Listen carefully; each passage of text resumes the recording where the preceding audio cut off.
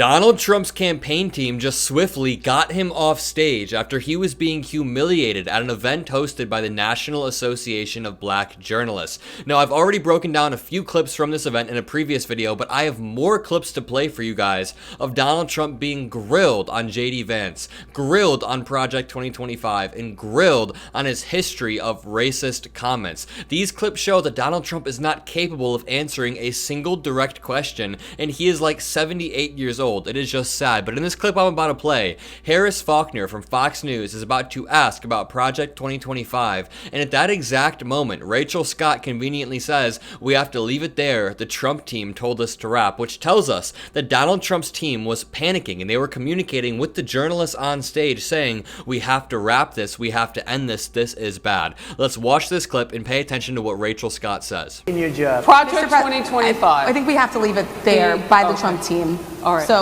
leave it. That is the last word. Thank you so much, Mr. Trump, for coming today and joining us. She even clarifies we have to leave it there because of the Trump team. And Donald Trump looked so uncomfortable throughout all of these clips. Let's break some of them down. So in this clip, Donald Trump gets absolutely owned about convicted January 6th rioters. Let's watch. Those rioters who assaulted officers. You have to would you pardon what's those going to people? happen? Oh, absolutely, I would. You would pardon those?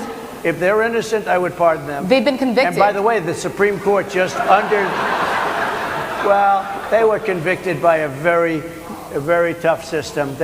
How come the people that tried to burn down Minneapolis, how come the people that took over a large percentage of Seattle, how come nothing happened to them? How come the people But sir, we're talking about people that were seen beating officers with flagpoles, dragging them down the stairs. They're on video. Have you seen that video, sir? Oh, really? Well, you would pardon those rioters? They shot a young lady in the face who was protesting. Does Donald Trump think that those people who shot the young lady, whatever story he's talking about, does he think those people weren't convicted in the same way that the January 6ers were? And it honestly scares me that Donald Trump uses the exact same talking points as some of the dumbest supporters that I talk to of his. I have talked to people that know nothing about politics, and their immediate response is, well, what about BLM? What about the BLM riots? And Donald Trump uses that exact same talking point verbatim, which honestly scares me. I mean, he has zero pushback skills. And notice at the beginning of this clip when the crowd laughs at him because Rachel Scott points out that these people have been convicted. They're not innocent. Listen to the crowd laugh. It's just so funny.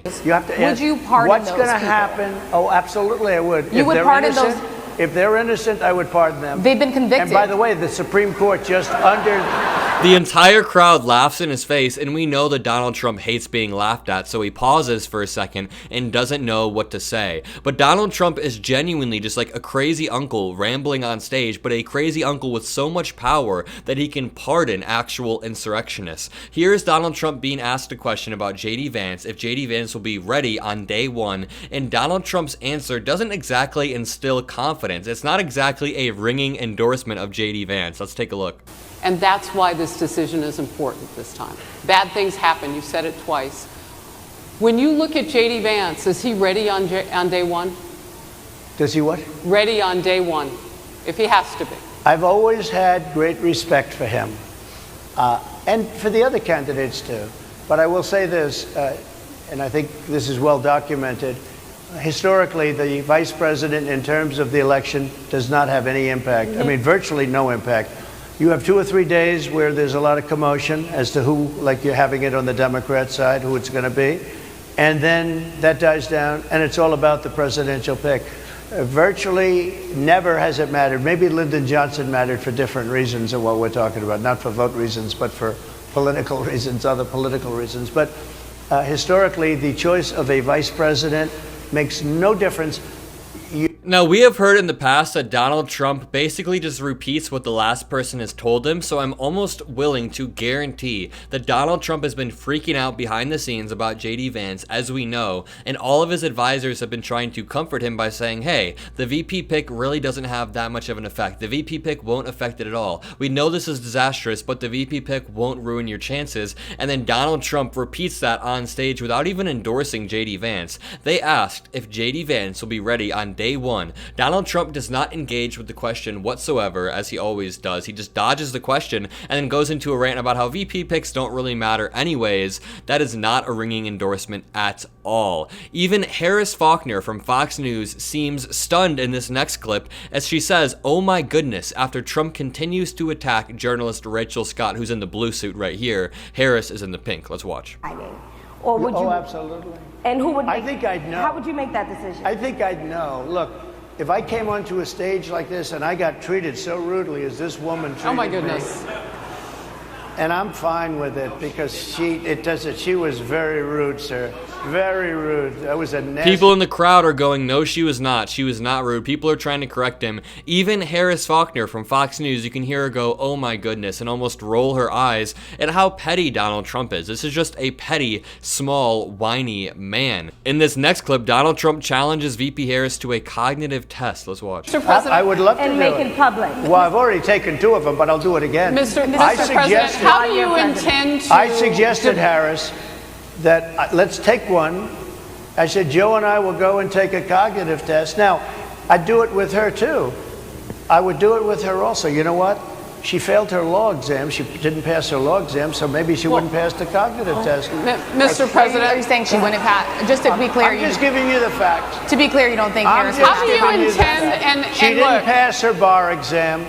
And she didn't think she would pass it. And so you hear audible moans from the crowd as Donald Trump says, I don't think VP Harris could pass a cognitive exam. And I make this point a lot with President Biden, but I think it's the same with Harris. If you sat down Donald Trump and VP Harris in a room and you quiz them both about the history of Israel and Palestine, or you quiz them about the history of Russia and Ukraine, VP Harris would run laps around Donald Trump and it wouldn't even be close. Not just foreign policy. We can go down the list on every single topic, whether it's what causes climate change, or what needs to be done with education to reform it, or how we can fix guns in America. VP Harris has a much more thorough answer. You guys already know this. I don't need to tell you that Donald Trump just has vacuous slogans. Now, in this clip, RSBN is basically coping about what they just saw by saying, wow. Just watch this.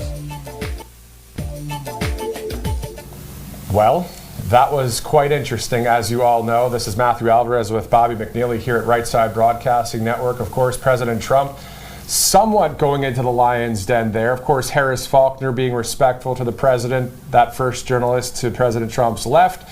Not so much. They were all being completely respectful to Donald Trump, but apparently any event with any sort of black journalist is considered the lion's den to right-wingers who just melt down, who malfunction anytime they're asked a hard-hitting question by a journalist who doesn't just throw a complete softball. But Donald Trump completely had a meltdown on stage, and the fact that he can't handle hard questions from journalists in America makes me wonder, will he be able to go with Xi Jinping or Vladimir Putin face-to-face without being taken advantage of, without sucking up to them, or without having some sort of gaffe that could ruin the future of our country. Either way, major props to these journalists on stage, especially Rachel Scott for taking on Donald Trump face to face. I know it can't be easy. And then Harris Faulkner even had a few moments where she was trying to push back, but at the end of the day, she was running defense and caved to Donald Trump. Right after this, Harris Faulkner went on Fox News and was running defense. So nothing new. If you guys enjoyed this video, leave a like, comment a blue heart, hit that subscribe button. Most importantly, have a great rest of your day, and I will see you in the next video.